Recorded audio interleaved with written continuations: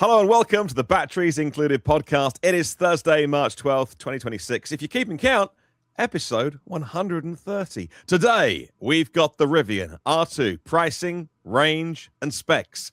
BYD's 5-minute charging at 1500 kilowatts and driving and charging the new Chevrolet Bolt, and of course, much, much more. I'm your host, Martyn Lee from the EV News Daily and EV News China podcasts.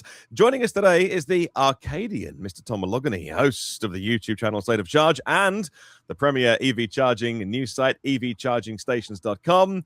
We also have Domenick Yoney, longtime EV journalist and host of YouTube's Drive Electric with Domenick. And you've seen by now, but not heard if you're listening, our special guest today. He's back on the show. It's been too long. Dave Connor, host of Out of Spec. Dave. Great to see you guys. I miss you guys. This is amazing.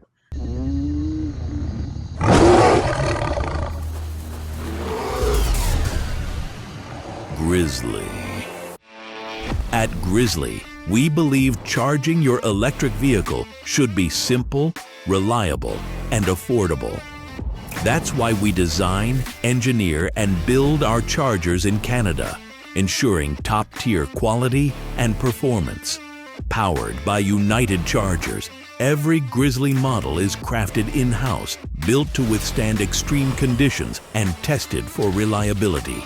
Recognized by leading publications for its performance and value, Grizzly delivers both durability and intelligence with heavy-duty aluminum enclosures, premium output cables, and smart charging features like scheduling, usage tracking, and OCPP compatibility with multiple charging apps.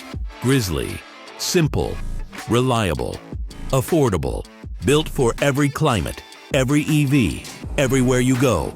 Visit grizzly.com to learn more.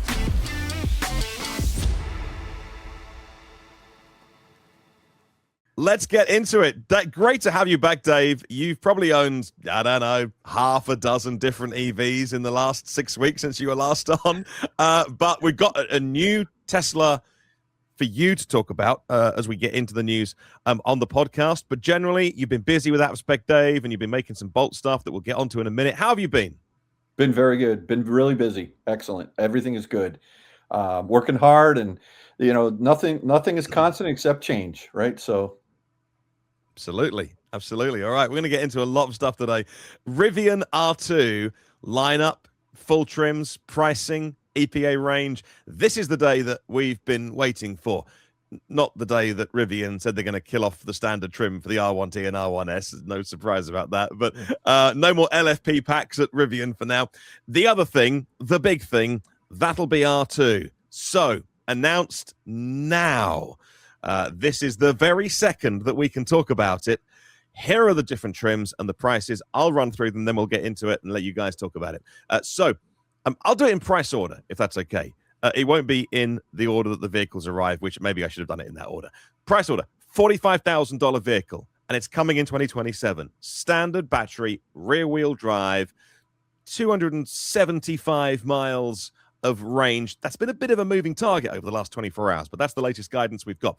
And then $48,490, standard rear-wheel drive, long range, 87.9 kilowatt hour pack, 340 miles of range.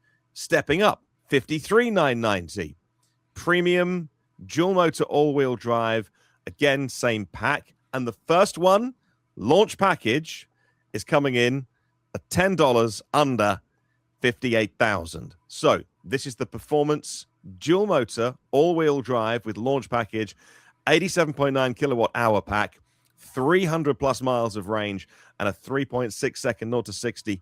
Now, before we get into it, I mean, no mention of the tri-motor, but if you were watching last week's show, you may have noticed that Tom said, well, if the launch package comes in at 58 grand, I think had you been tipped off, Tom?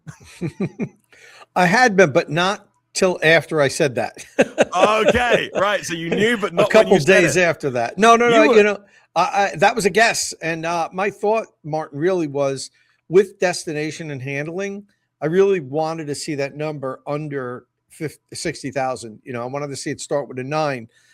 So 50 to my goal was 59,990 with destination and handling. Now it's coming in at $59,485, so $500 less. And I think that's a win for the R2. Amazing. Dave, what do you reckon? Yeah, listen, for the top spec trim, I think it's seemingly a lot of value packed in that vehicle. And when are these going to be hitting the dealers or the showrooms, I should say? It says spring. No exact calendar date, but spring, which is in 8 days. That's true. Soon. That's true. Now, let me ask you this: you said 300 plus miles of range.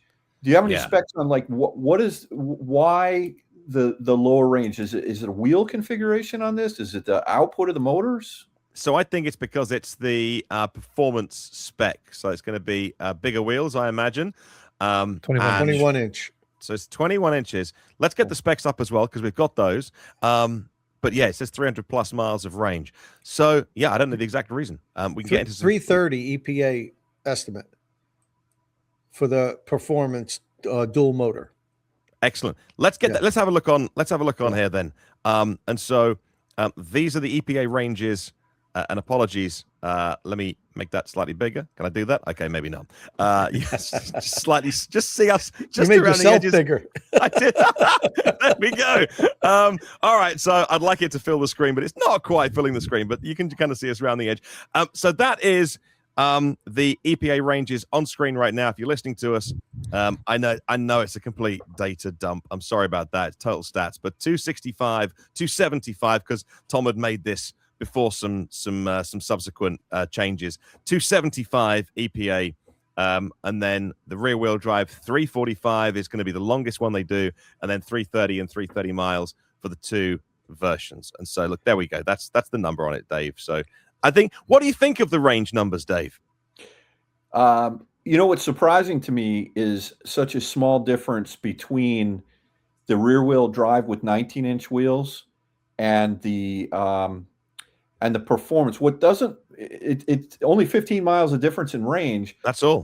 And one other thing that seems a little odd or off to me, if you could pull that screen back up there, Martin, the difference in the performance versus the premium dual all-wheel, there isn't a difference, and that doesn't make sense to me. You got bigger wheels and you got higher output engines. Why are they both at 330? Something seems weird.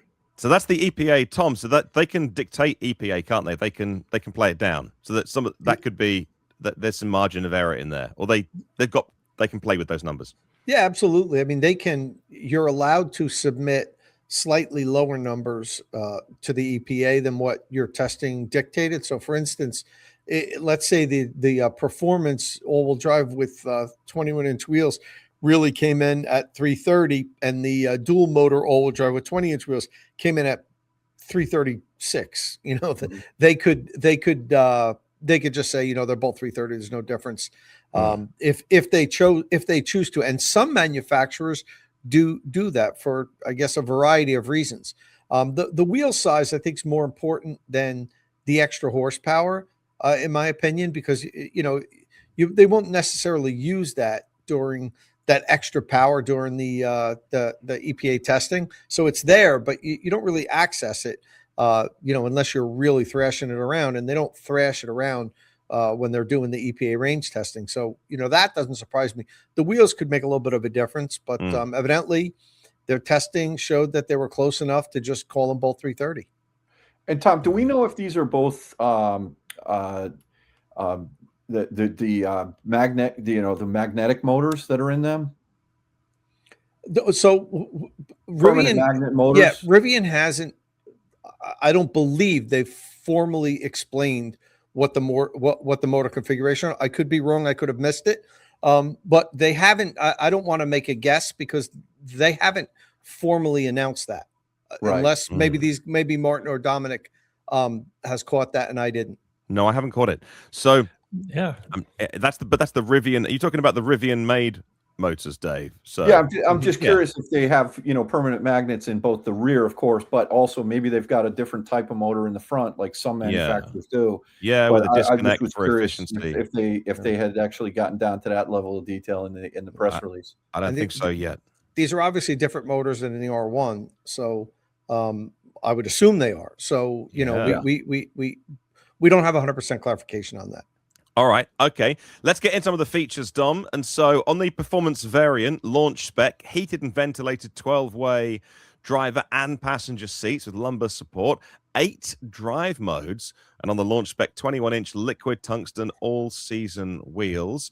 Lifetime. This is interesting. Let's get into some of the specs then. Lifetime autonomy plus, a special Rivian green key fob at launch, special color as well. It's a paid upgrade, but you can get access to a launch color, and £4,500 towing on that. Dom, what do you think of the value that you're seeing at the moment at those prices? I mean, they look pretty good to me, I would say. I really like that it's, what was that? So if we're looking at the performance dual motor coming, okay, the first one, the second one, the one that's coming in late this fall. Yeah. So you get all that range, 4.6 second 0 to 60 for 53,990. So 54,000. I think that's kind of the spec I think most people will kind of look at, and I think that's close enough to 50,000 that where it should do pretty well. Yeah. I mean, this is going to be strong competition for the Model Y, in my opinion. I mean, anybody who's going to cross shop a Model Y, they're going to be looking at this vehicle. You know, a Model Y performance is what, high 50s, and you know, you owe it to yourself to look at this vehicle. In my opinion, I think in a lot of ways it's much more premium, and then you go to the lower specs. I think it's a I have seen the R2 in person, a pre-prototype, actually a year and a half ago at Electrify Expo out on Long Island. And if it's the right size for you, because it's not big, it's not real big, it's kind of an interesting size, but I haven't sat in it. So being 6'5", I'll be curious to see, you know, what's the posture like? How does it feel? Because the Y feels a little bit, I don't know, I wish I could slam the seat down a little bit. There's some things that are off in that. So it'll be really interesting to see. But I think a lot of people are going to cross shop this from the Y. Let's talk a little bit about, if you're going to cross shop a Tesla, then autonomy is part of the story. So Rivian call it Autonomy Plus. For non-launch vehicles, it's going to be $49.99 a month. It's $50 a month subscription, or $2,500 one time. And the R2 will come with much more capable hardware and LiDAR towards the end of the year. I wonder if they're timing that next one the second, not the non-launch models, to time with the new hardware. I don't know. Those vehicles have a much higher level of autonomy, including, they say, eyes off driving. It's not said if the autonomous software for the next gen hardware is, you know, and any details about that. So because we haven't used it, we can't compare it. But clearly, if you're cross shopping with a Tesla and autonomy is Tesla's big story that they want to talk about at the moment, then Rivian are going, it seems, toe to toe with them, and it has to be good. And they're adding LiDAR and they're adding new, more capable hardware. Tom, what do you think about that decision to go up front, be totally honest with the customers, and say, if you buy the launch one, it won't be the spec that we can do in 6 months' time? Yeah, I think they have to. I don't think they had a choice, Martin. I don't think they did it just to be, a great brand. If they launched this and sold, 10,000 of them or 15,000 of them to the early, reservation holders, and then 6 months later said, "Oh, by the way, that system you have, it's crap. Like, we got a new one coming out next month, and it's going to provide eyes off," people would freak. So I'm not really going to give them credit for coming out and announcing that ahead of time. It's unfortunate that they couldn't be fully baked by the time this launches, because, I think they're going to have some disappointed customers. A lot of people that aren't as savvy and understand this market as much as maybe the four of us and a lot of our listeners, how to follow everything. They're not going to know this, and they'd be very surprised. I think the average buyer would be very surprised to find out 6 months after a brand new vehicle launches that it's going to have a major upgrade to its ADAS system. And that's something that's going to provide that next level of autonomy, eyes off eventually, which is kind of like, autonomy 2.5 kind of out of the scale of 5. I mean, that's what Tesla's at with the FSD. They're kind of stuck in between 2 and 3 out of the 5 levels of autonomy. And you don't get to 3 until you really don't have to watch at all the car. Tesla appears to be close to that now, with these, pilot programs with no drivers in the car. So, I mean, they're pushing that edge. Rivian, hasn't even started down that road. So, I think they're a good 3 years behind Tesla, maybe 4 even. Tom, I think in this autonomy. This trend of manufacturers coming out with vehicles that are not fully baked yet is bad.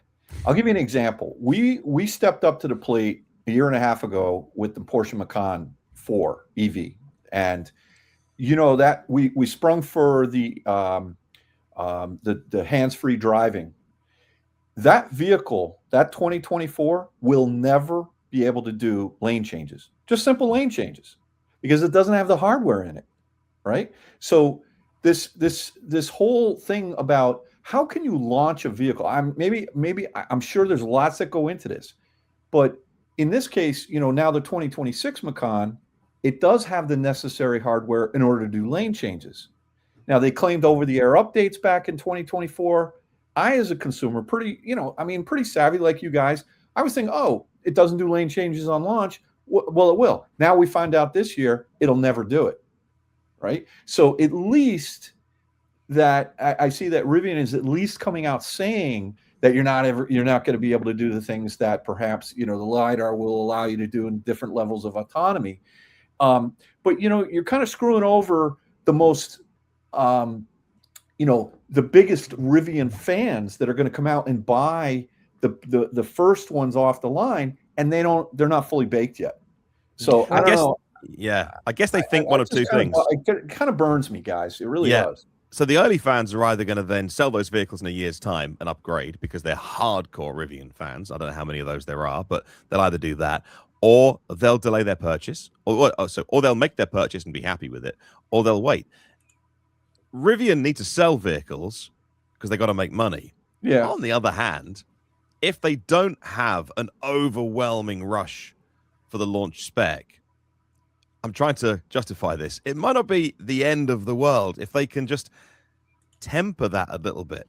It seems crazy to say because you want to sell cars because you spent this much money on developing it. So I don't know, but maybe it wouldn't be the end of the world if, like Tom, I think you've said that you're not going to be first in line and you're going to wait for the new hardware.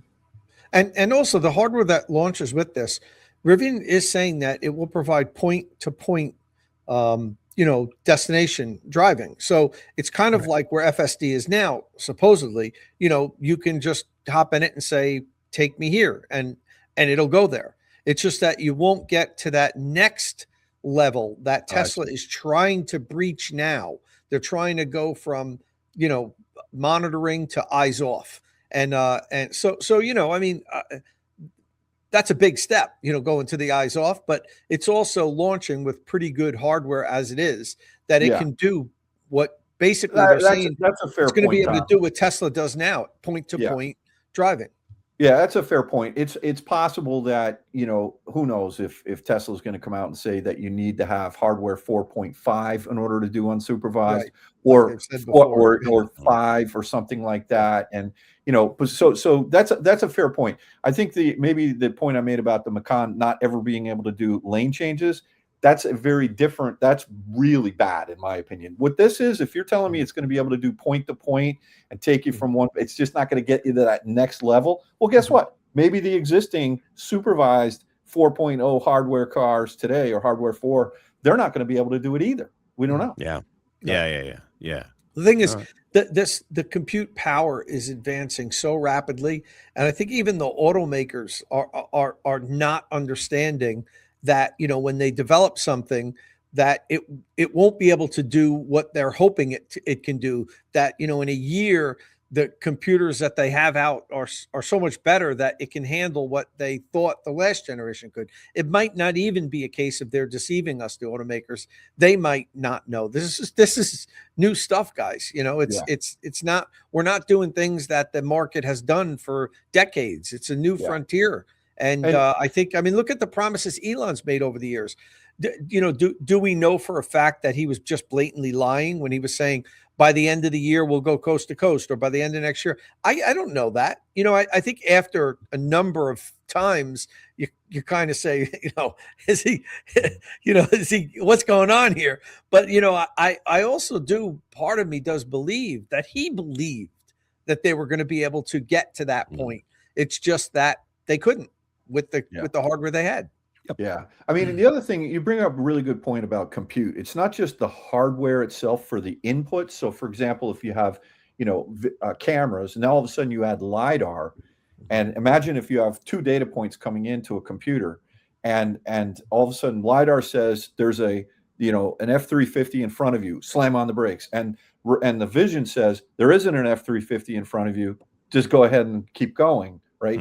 What do? Ty goes to the more conservative approach. But when you start adding third levels of data inputs into your computer, now you have that much more data to process, that much more compute you need to actually fire up. And then you can actually decide to have better decisions about those fine-tuned, what is the vehicle going to, is it going to brake? Is it going to accelerate and all that? So it's interesting. The more complex these vehicles get, if you're using LiDAR, you're using radar, you're using, vision, you're using ultrasonic, then not only do you need more hardware as data inputs, but you need more compute to process all that in a fast enough time to save somebody's life, because that's really what it comes down to. So this is, it's really super interesting stuff, in my opinion, right now, at this evolution of, it's not just doing lane centering or lane changers. It's now going to be taking point to point, in an unsupervised manner at some point in time. So anyway, it's interesting. So the Rivian system, as I understand it, it integrates all those inputs. Then it sends them to the computer to do the final decision making or whatever. So they streamline that process a bit. So it's not. So adding more inputs like the LiDAR, it won't slow it down like the traditional method might have made it.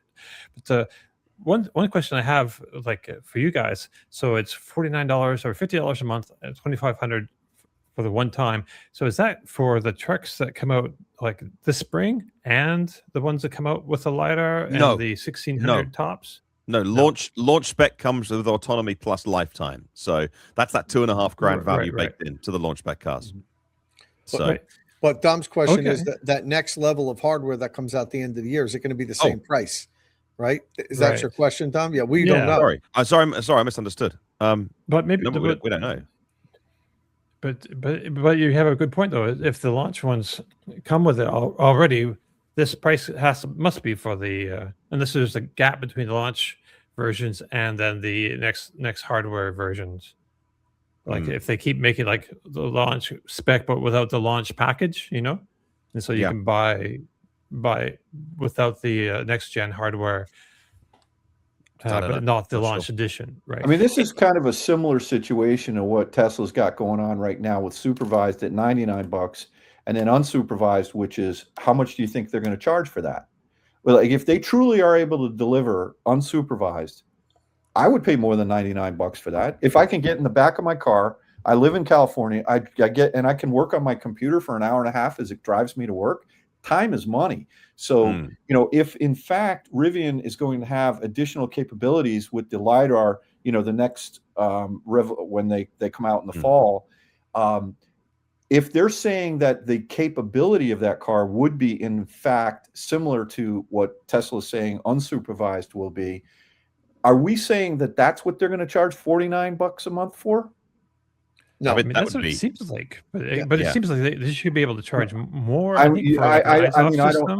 don't. First of all, they haven't announced anything like unsupervised yet. But these are all the questions that people would have, right? It's it's like no one really knows the answers yet to this. But it's logical to me that if you can get in your car and the car can drive you to work or drive you anywhere, and you can do something other than drive, that has a much higher value than whether it's $49 or $99 a month. In my opinion, it does. Yeah, and if it's that, then Rivian have to take on the liability, which is what Mercedes and BMW did with their level 3 systems, which is to say, and that happens in China as well, although they don't take on the liability there. Like the lights turn blue, or we have some blue lights on the outside, that tells other people that we're in autonomy mode.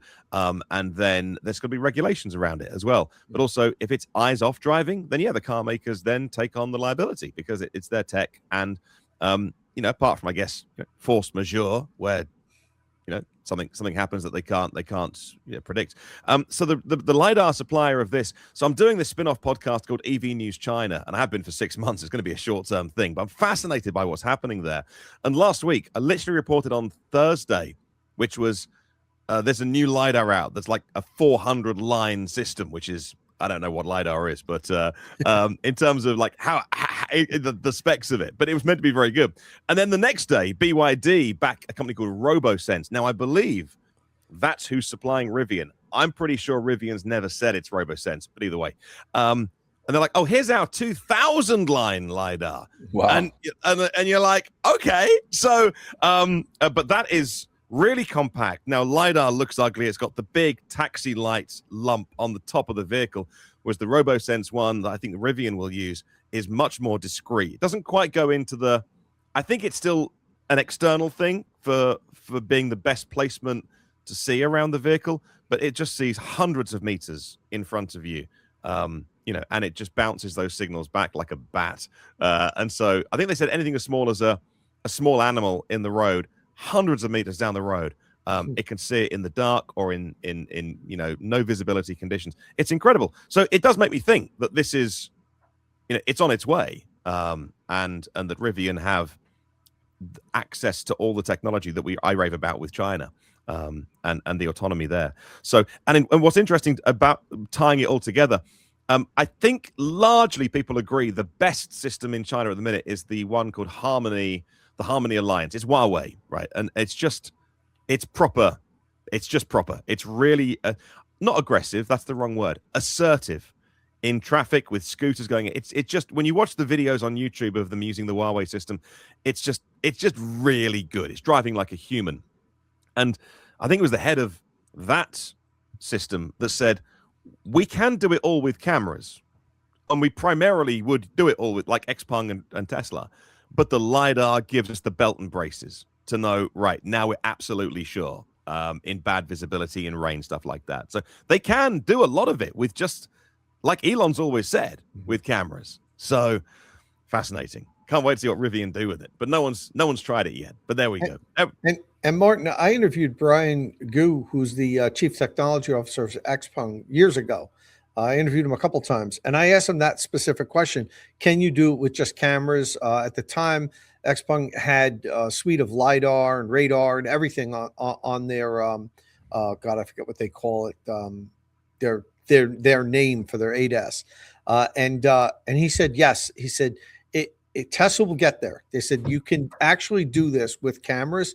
He said, but it's infinitely harder, and that's why we chose to use the full suite of sensors and LiDAR and radar. But then after 3 or 4 years of that, they dropped the sensors and said, we're going all camera, we can do it. So, that was a question, if you're called years ago, that a lot of people had, like most people outside of Tesla had the thought that you can't get there with just cameras.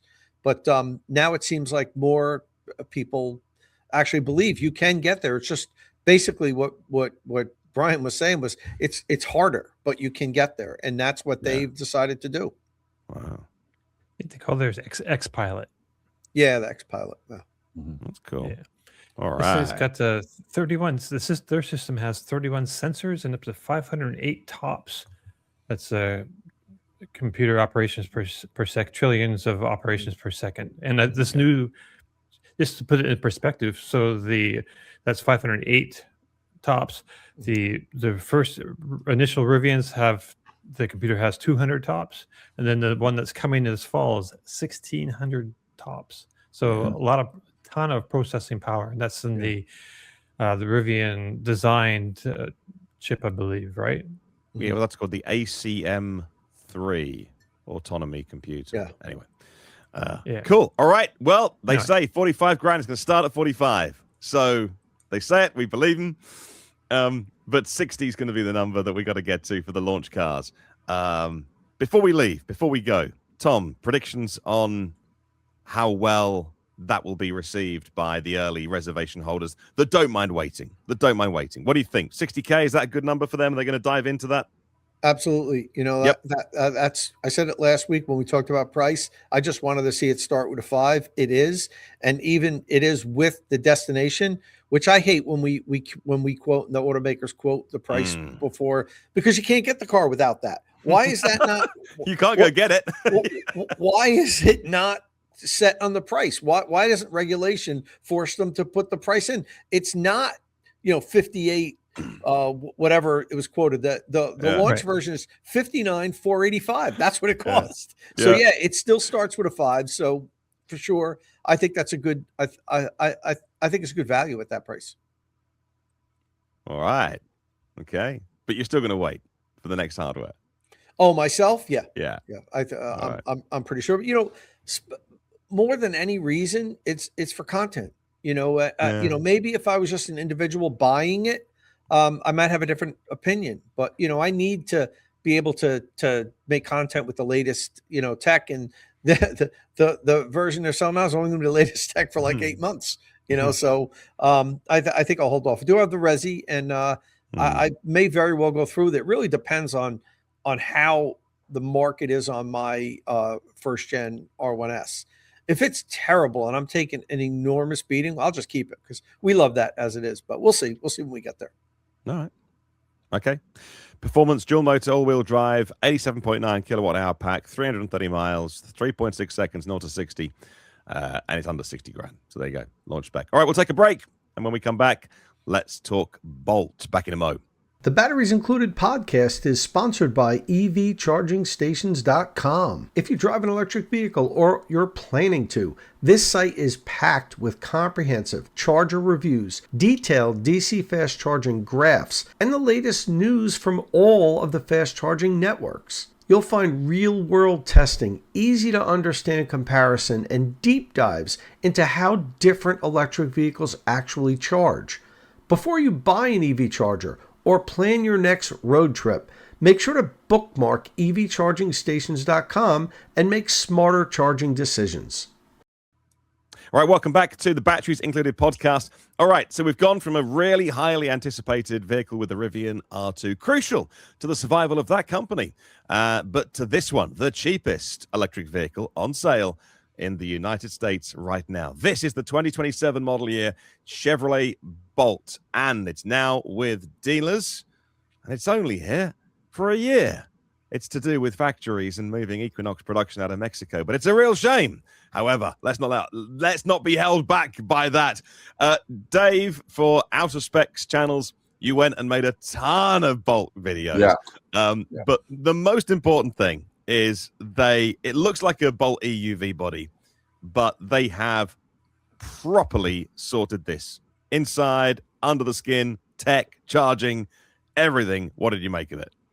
Yeah, well, first of all, Chevy has announced pricing, although the point I was just going to make, you see in the top left there where it says 27, whatever that number is, 600. Yeah. It's actually the number that they're telling everyone for the base LT is 28,990, including destination. Okay. So I like that there. I don't know why that is on that screen that I put in there, but it is 28,990. And the most expensive Bolt that you could get is in the RS trim with all the options, and it's 38,990. So there's a $10,000 gap between the low, the less expensive one and the most expensive one. The real headline numbers are all about charging here. How many times have we seen Bolts charging at EA 350s, and you want to go educate the guy why they shouldn't do that, right? And so the thing is, they've gone with an LFP battery pack with this car. And so what that means is that if you were to take, if the average manufacturer of an EV with an NMC chemistry will tell you don't charge it every day to more than 80%. If you have a EV that's got 332 miles of range and you only charge that to 80%, that's 262 miles. Well, guess what? Chevy's telling you to charge this car it's okay to charge this car every day to 100%, and that's 262 miles of range, irrespective if you get the LT or you get the RS. Both models come with 17-inch wheels. Both models come with a new tire manufactured by Michelin with a new chemistry that's a rubber compound that's in it. And both have 65 kilowatt hour battery packs. So there's no technical difference between the LT and the RS. The thing that you mentioned about them only building this for a year, it's actually going to be a year and a half.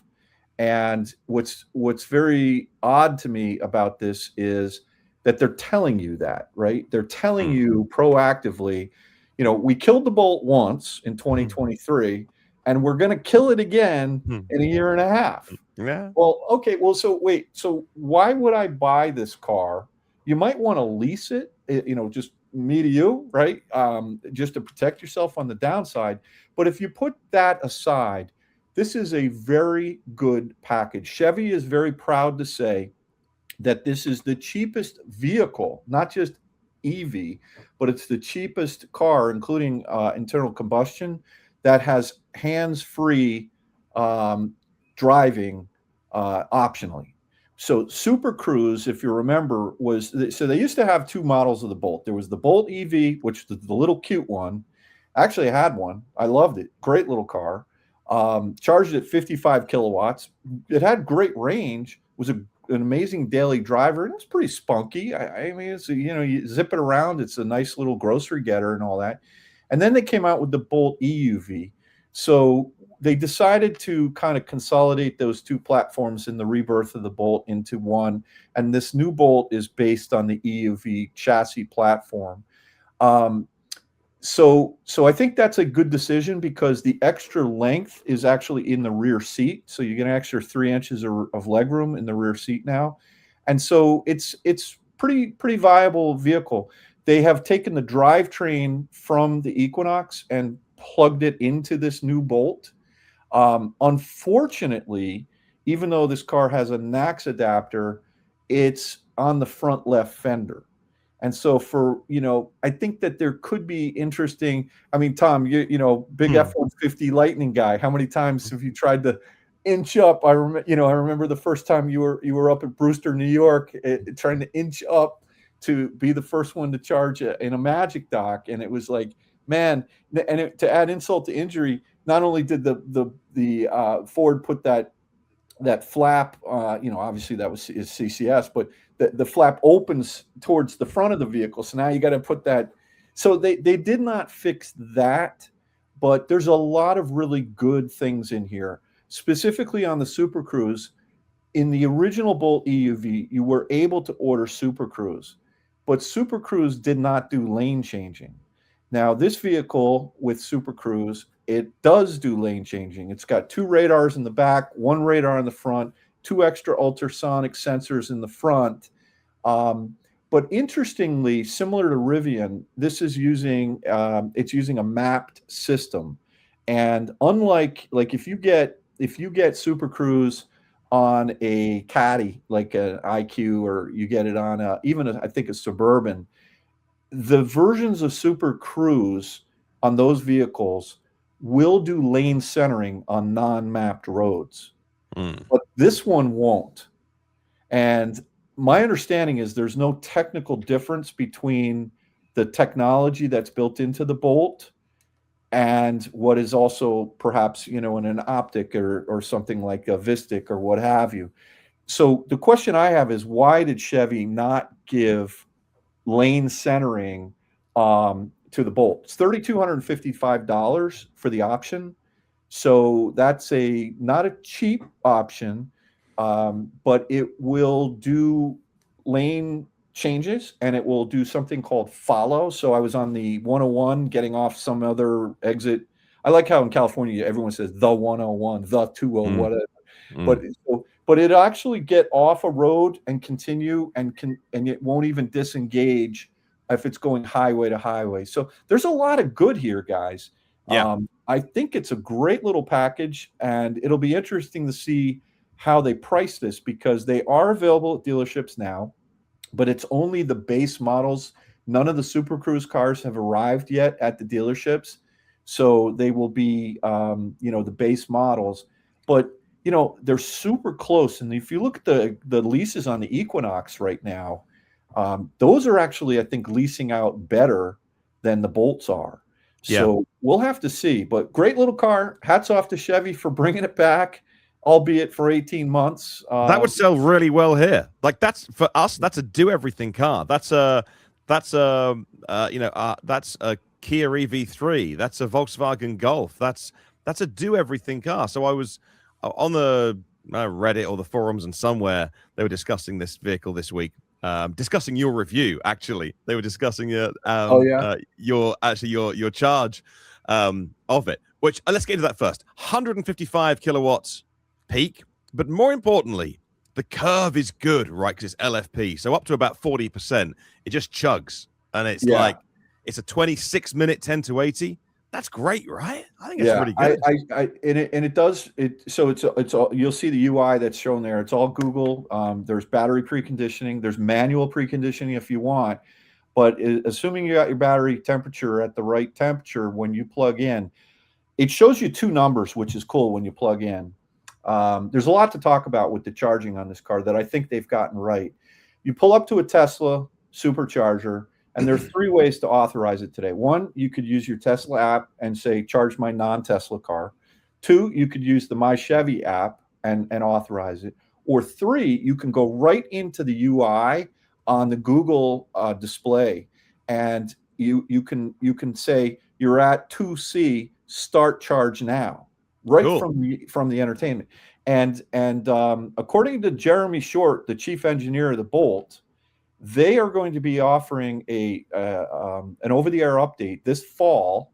When manufacturers promise things, right? Mm-hmm. But they're saying that they're going to be offering true plug and charge this fall through an over-the-air update at Tesla. So that's pretty good.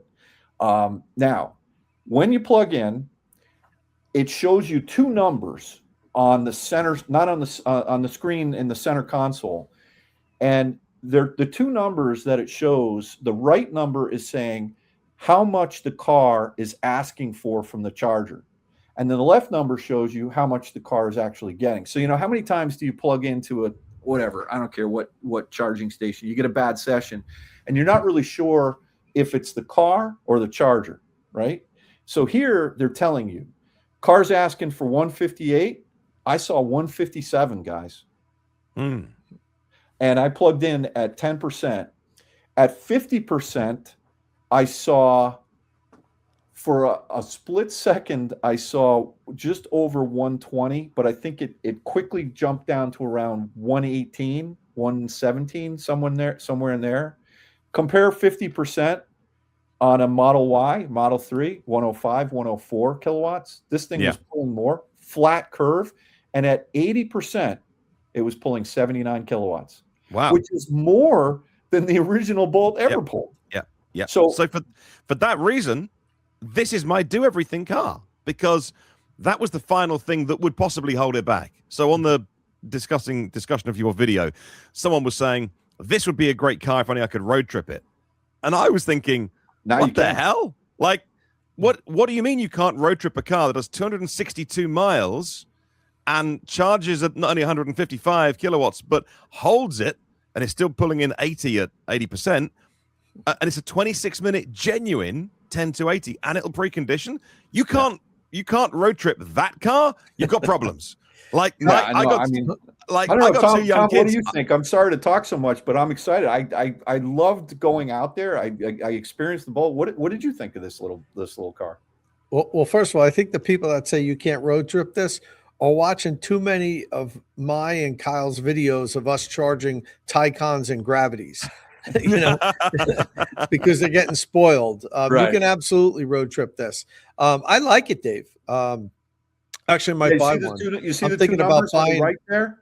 Yeah. You see that? Yeah. The number on the right is what it's asking for, and the number on the left is how much it's getting. I love that. Yeah, that's cool. Super cool.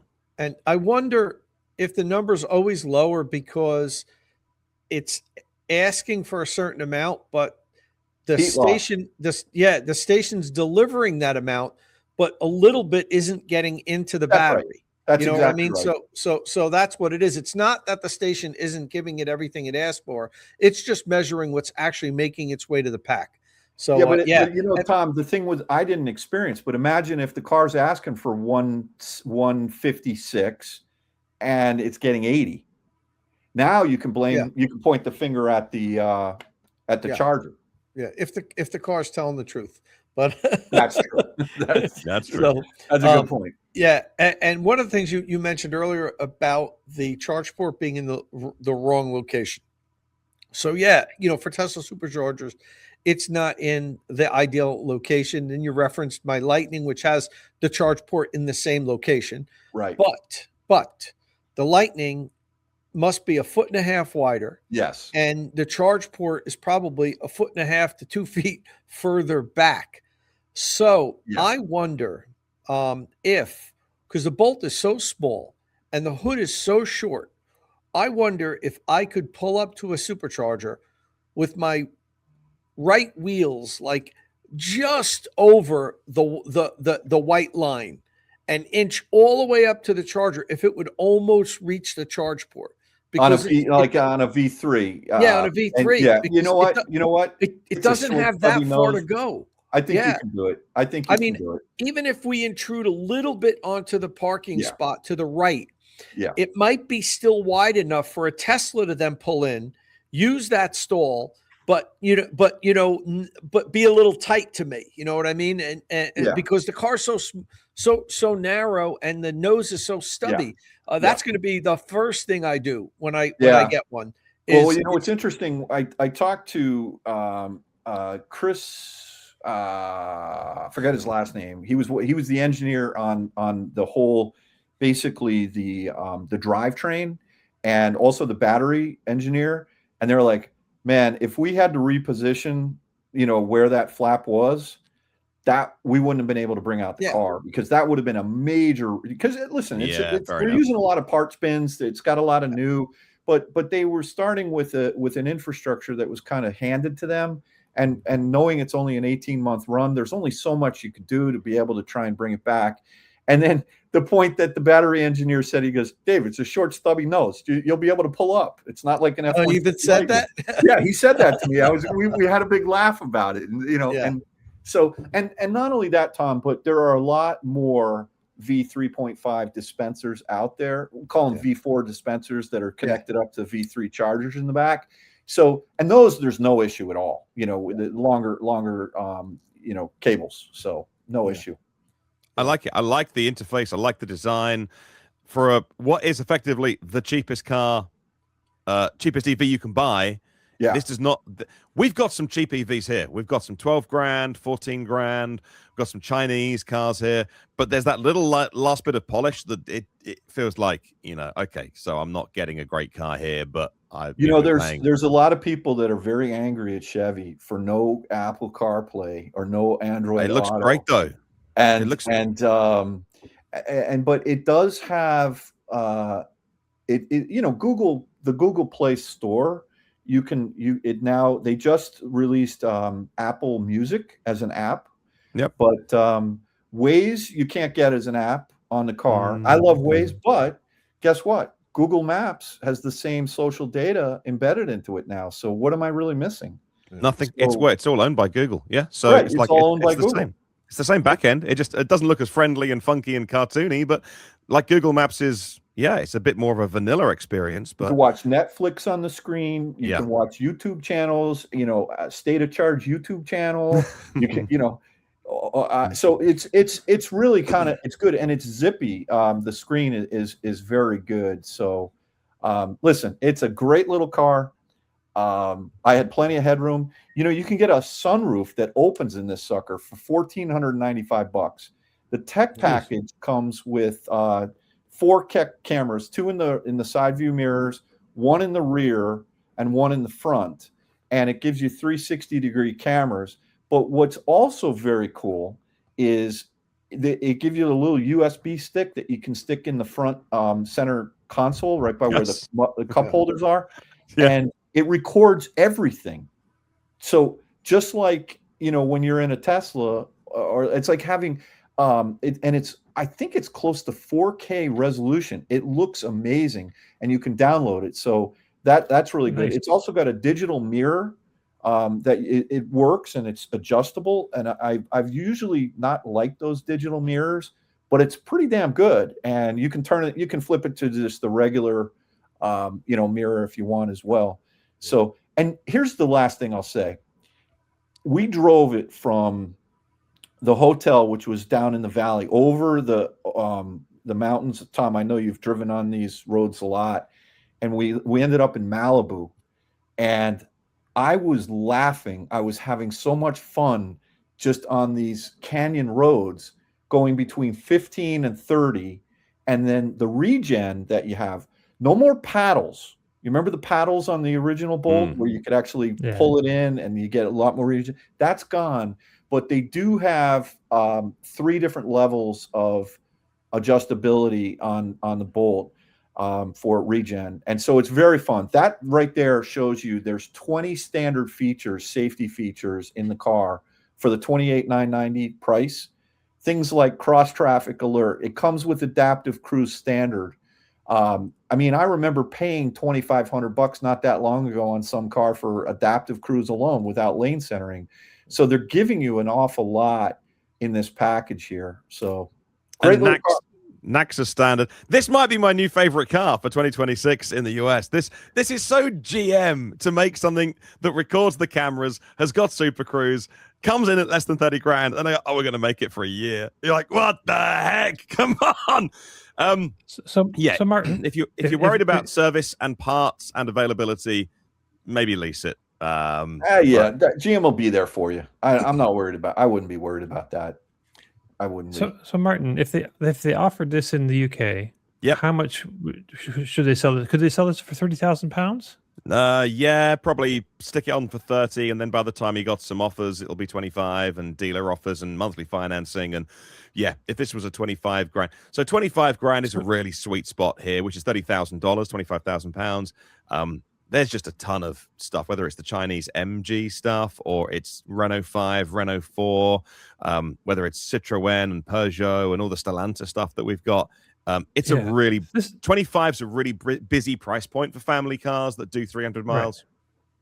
But this is capable than a lot more like the Stellantis lineup. I feel like, and I think it's a better value than a lot of the cars you have in Europe, like from European manufacturers.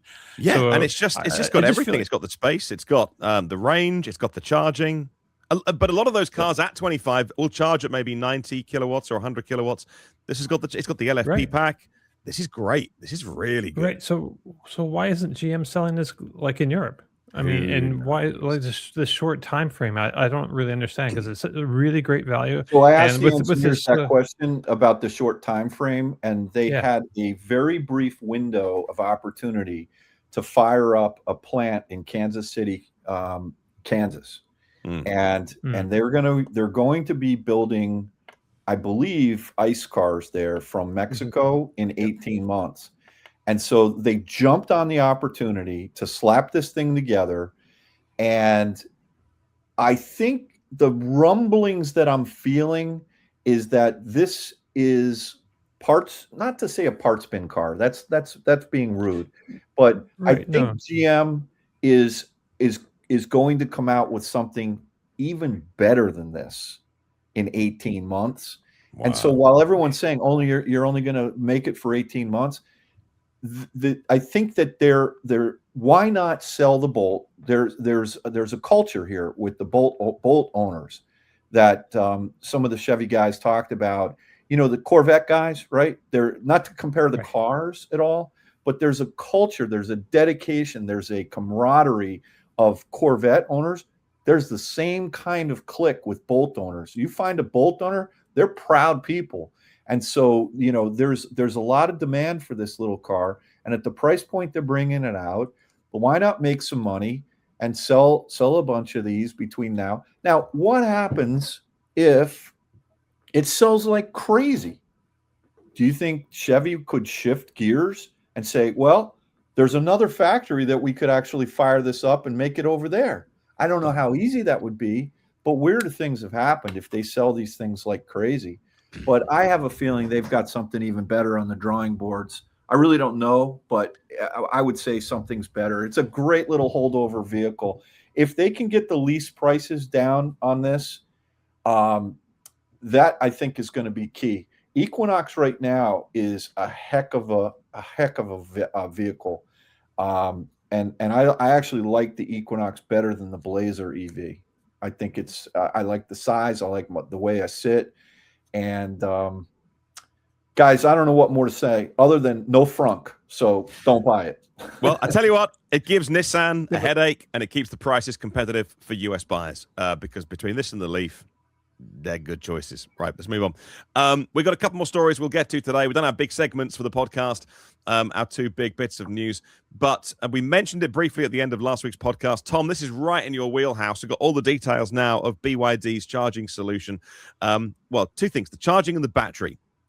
Their new flash charging, as they call it, and their Blade Battery 2.0 LFP technology. The chargers are 1,000-volt, 1,500 kilowatt chargers, and they came out with 8 to 10 vehicles which will get Blade Battery 2.0, which can use this to the full extent. So that does include vehicles we'll be getting over here in Europe. So it'll connect up to a modest grid connection because it's got 300 kilowatt hours of storage at each site, with a high C rate battery and a supercapacitor to dump that energy into the car. They think the average charging session is going to be 50 kilowatt hours. But here's the numbers: 10 to 70, and we always love 10 to 80 because otherwise it's a fudge, but we'll let them have this one. 10 to 70 in 5 minutes, and 10 to 97 because there's no taper in 9 minutes. And at minus 30. And at minus 30, it's 12 minutes.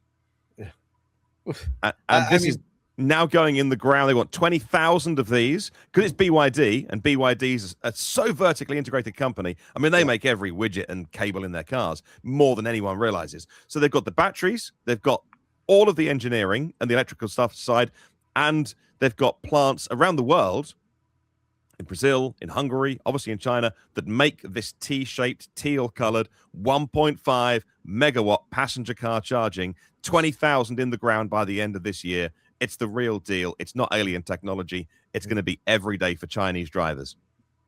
Yeah, and I mean, as you mentioned, the point I wanted to make was how vertically integrated they are, and you mentioned that. They're also installing these megawatt chargers around the world. When I was in South Africa, in Cape Town last year, I don't know if you remember, I made a little video short. They just made the announcement while I was there. BYD representatives were there in Cape Town. They made this big announcement. They're going to light up South Africa with their new megawatt chargers. So this isn't just for China. BYD is serious about these megawatt chargers, installing them around the world. And they have amazing tech. They just keep upping the game. It seems like every 6 months we get a major announcement from BYD about battery technology and charging technology advancements. It's really, you can't keep up with it. It's something else. We're going to have to do batteries included in China. They're going to have to fly us out there, and we'll do a week in China because we've just got to go and just drive cars and charge them over there. So I think that may have brought Geely's announcement forward, or maybe it was always planned, but shortly after, Geely said, and we're doing the same, 1,500 kilowatt DC fast chargers, the new Zeekr 001, which in a different life is a Polestar 4, moves to a 900-volt architecture and 1,500 kilowatt DC fast charging. But here's what's fascinating. This technology, as Tom says, goes in the cars that are going overseas. So, for instance, one of those, Dom, I don't know if you can find a picture of a Denza Z9 GT. Denza is one of the premium BYD brands. The real top one, the supercar, hypercar, is called Yangwang. But a step down is called Denza. So they're making a Z9 GT. This is a Porsche Taycan in a different life. It's a Grand Tourer. It's getting Blade Battery 2.0, one of the many cars. And by the way, the cars that it starts in are $25,000 equivalent. They're going in the everyday family cars.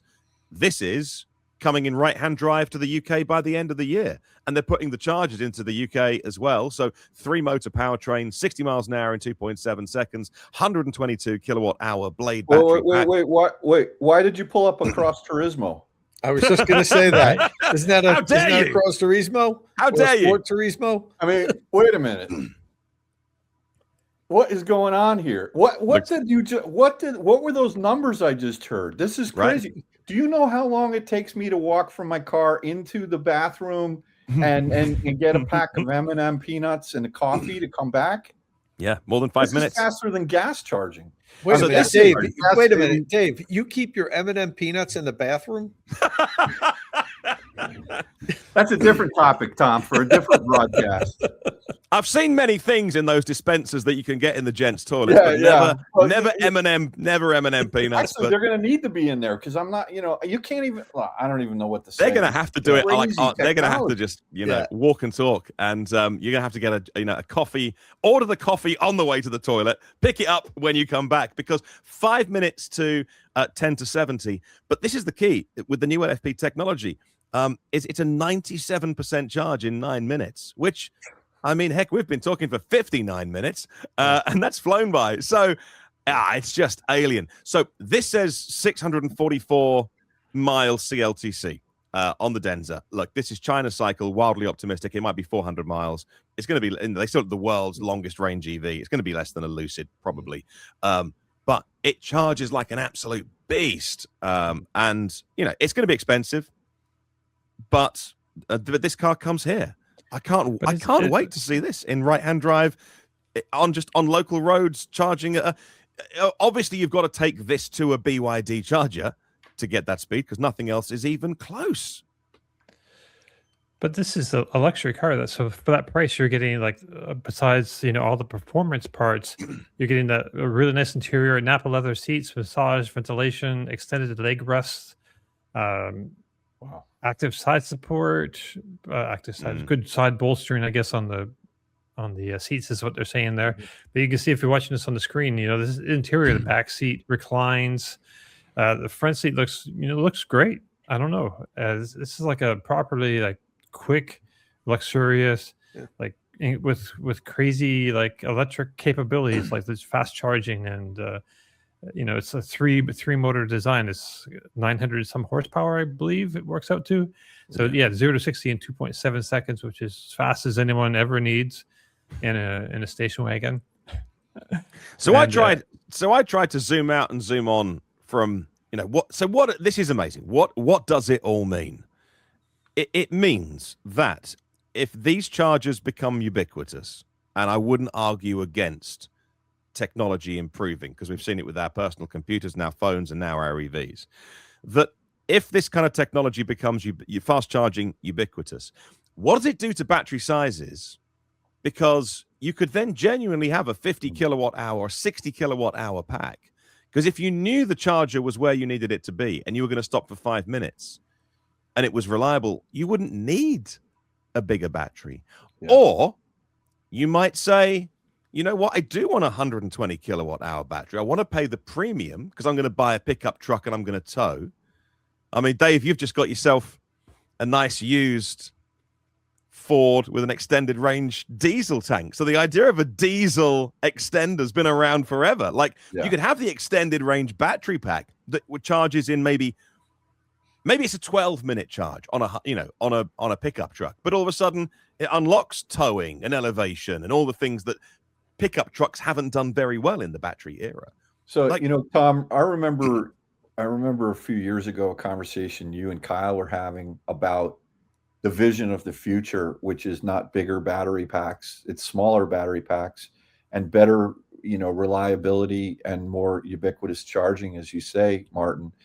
And what that does is it makes the cars more efficient. You're carrying around less weight and you don't worry about, if you were going to leave, Tom, from Jersey right now to go to drive a gas car anywhere in the country, would you even think about where you're going to get fuel?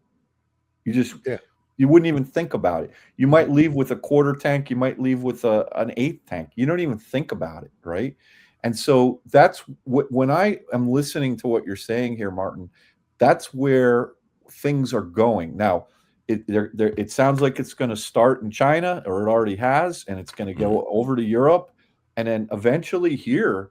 But the ramifications of charging everywhere at higher speeds will just mean less weight, more efficient, and Less I cost. think that's Less cost. cost is Like, going to go down as a less result. resources, less resources to build. You can build 2 cars for every 1 car. Yeah, I've then long there's- said this, that I do believe when charging becomes ubiquitous, high speed charging like these megawatt chargers from BYD, when we're talking, under a 20-minute stop, 10 minutes, this is under a 10-minute stop, but even if you can compress it down to 10 to 15-minute stop, okay, I do believe that we're going to kind of settle in on around 200-mile range for the average electric vehicle. And I think that'll be a sweet spot where it won't be inconvenient to having to stop and charge all the time. And the people that charge home still won't have to use public infrastructure. But the people that can't charge at home, live in multifamily dwellings, apartments, and so forth and so on, the average person drives 30 or 40 miles a day here in the US. They still only have to refuel once a week if the vehicle has a 200-mile range. So I still think that that's what we're going to settle on. I have a lot of pushback from, and I'm sure we're going to see comments on this video. People say, I'll never buy a car that only has a 200-mile range. But I really do believe that that's where the market's going to settle in at. I think you'll be able to buy a bigger battery pack if you want one for your specific use case. But I think we're going to see, 45 to 50 kilowatt hour battery packs become the norm on many vehicles 10, 15 years from now. Yeah, that's the future. This is the future. So and one of the great things, I know people don't go with me on this thought, but one of the great things about the downturn, the pause that we've taken in EVs, particularly in America right now, is it allows the car companies to focus on batteries. So Ford have got a huge investment in batteries that they're having to redivert into grid battery energy storage. The same happens this week. Volkswagen turned on their first grid attached storage to the German grid to do energy trading and renewable soak up and stuff like that, and using the PowerCo batteries because they built all these facilities and the cars aren't there yet. And one of the great things about that is the car technology pushed battery technology to get better quicker. Because if you were talking about putting 4 of these chargers in at 1.5 megawatts each, oh great, I'll just pull a 6 megawatt grid connection out of my backside, should I? That's never going to happen in a million years. It would never go in the ground. But because BYD are putting battery backups to all of this, because EVs have gone in step with battery technology and pushed battery technology forward, and now some of the car companies have got a bit of excess capacity, we're going to see batteries integrating into our life because they're not used in the cars at the moment. I'm so excited about this little phase, this little pause that we've had, because it allows markets to catch up, and BYD couldn't do this if they didn't have the battery technology as well to be that buffer at the chargers. So, man, you can tell I'm pumped about all of a sudden the future has become a lot more clear with this, and with Geely's one as well, and there'll be more. NIO were forced into the head of NIO responded and put a really good defense forward for the battery swapping. And Okay. BYD weren't saying that this is better than battery swapping, but NIO sort of felt so defensive that they came out and made a really big case for no, battery swapping is better because we can attach, we can slow charge the batteries and we can have grid storage at our energy stations and stuff like that. And that's all true. BYD weren't saying that this is better than battery swapping, just a different path to the same destination. Man, I love it. So, But it is better than better. well, I think it's well, better. kind of. I mean, I I don't know. Yeah. With battery swapping, I always had to, you just need so much more capital. I think they pull that off because you have to have all those packs sitting there ready to be picked up and swapped, right? So I'd hate to be NIO because NIO started this. They built their first one in 2018 and they've put 4,000 in the ground. I think they want to get to 6,000 by the end of this year of battery swap stations. like globally. Right. Well, BYD want 20,000 of these by the end of this year in 9 months.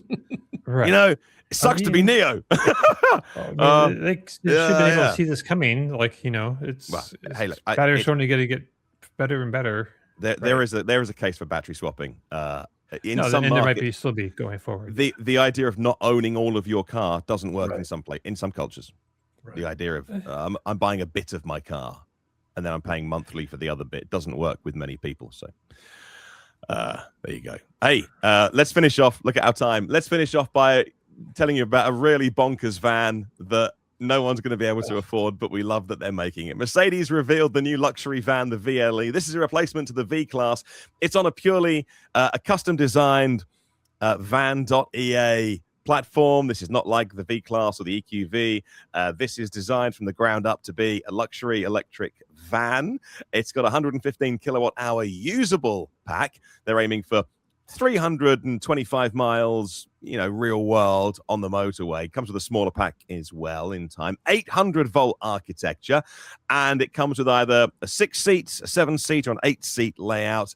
I think the one that captured most imaginations on the YouTube reviews that came out this week was the 7-seat layout, because it has the 2 captain's chairs in the back. It's got a button that you can push and a cinema screen. An 8K cinema screen comes down from the roof for the second row. And the seats are, not that I travel a lot in first class, but they are first class airline seats. And this thing is entirely modular. So if you want to get the base version, you can get it on the one where the seats slide on rails. You can take the seats out and just have a big storage van if you want, or you can get the one where the seats are fixed in, because they are electronically adjustable. You can adjust the seats from the app, so that if you are the driver and you've got some customers, you're doing an airport run or something, and you want to move those second row seats all the way to the back, the app has configuration saved, and you can move all the seats individually, either on the app or in the car. It's got not the hyper screen, but the super screen, I think it's called, but it's still the whole piece of glass all the way across. And what haven't I mentioned? And it charges at 315 kilowatts, and it's the real deal. It's a luxury shuttle. It's a van, let's face it. You can't get away from it being a van. They've made it really slippery. It's a limousine. It's CD 0.25. So it's really slippery for a brick. And I love it. It's incredible. Starts at about 65,000 euros in its base spec, but it'll go up to like 100. There's going to be a VLS version as well for 200 grand, because like the Maybach version, because why not? I love it. It's bonkers. You got any interior shots of that second row, Dom? And let me go hit the play button again. Sorry, I paused it just for that side view, so everyone could get a really good look at the styling of this thing. And so this is kind of amazing, especially at that angle. This thing is kind of amazing. So this is a really big market in Asia, like these big personal luxury limousine-like vans, like in Kuala Lumpur in Malaysia, where I just was. So they have the Toyota Alphard or the Velfire. There's like thousands of them. They sold 18,000 of these things just in last year alone. This one particular make and model of luxury van. And so Zeekr 001's in this, the Volvo EM90, Xpeng X9. It's all in this like luxury van segment. And Mercedes has decided to attack this market somehow. Well, actually, the number of markets is kind of limited. It's, I think, Germany, the UK, the US. So this is supposed to be coming to the US, Japan, South Korea. So they're missing some markets, but I don't know. So this market segment, this luxury van thing, is not a thing in the US, and I don't think this thing is going to make it a thing in the US. I don't know. I just think it's like. Tom, you're chomping at the bit. What are you thinking, man? Come on. I don't see this having a market in the U.S. at all. I just keep remembering watching. I don't know if you saw. There was like a viral video that went out of this lady doing a commercial, and she talks about how amazing it is that it has power windows. And she presses the button. She's like, and the windows are power operated. Don't tell the kiddies. And like it's on X, and it went viral. Like, it was like, I can't believe she's talking about how proud she is that it has power windows. It's like a $200,000 van.